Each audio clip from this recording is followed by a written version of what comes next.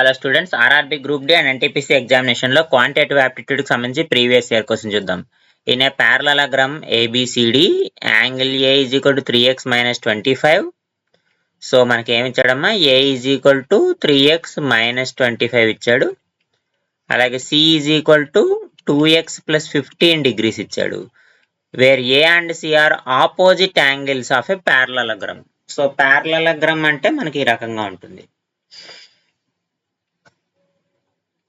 So parallelogram మనకి ఏమి ఇచ్చాడు, A B C D అని ఇచ్చాడు. ఇవి రెండు ఆపోజిట్ యాంగిల్స్. parallelogram కు ఉన్నటువంటి ప్రాపర్టీ ఏంటంటే ఆపోజిట్ యాంగిల్స్ ఈక్వల్ గా ఉంటాయి.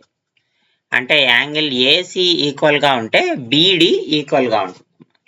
సో ఓవరాల్ గా టోటల్ 360 డిగ్రీస్ వస్తుంది. మనం టోటల్ అడగలేదు, ఆపోజిట్ యాంగిల్స్ ఈక్వల్ గా ఉంటే ఆ ఆపోజిట్ యాంగిల్స్ రెండు ఇచ్చాడు. అంటే A is equal to C అవుతుంది. A is equal to C అవుతుంది అంటే 3x minus 25 is equal to 2x plus 15 అవుతుంది. సో ఇక్కడ 2x ఇటు వస్తే 3x మైనస్ 2x x అవుతుంది, మైనస్ 25 అయితే మైనస్ 25 అయితే ప్లస్ అవుతుంది. సో 15 ప్లస్ 25 అంటే 40. So x is equal to 40 వచ్చింది. బట్ మనల్ని క్వశ్చన్లో A అడుగుతున్నాడు. So angle A is equal to 3x minus 25. x అంటే 40 వచ్చింది కదా, 3 into 40 minus 25. So 120 minus 25 is equal to 95. So A is equal to 95. ఇచ్చిన ఆప్షన్స్ లో 95 ఎక్కడ ఉందో option A. Option A is the correct answer.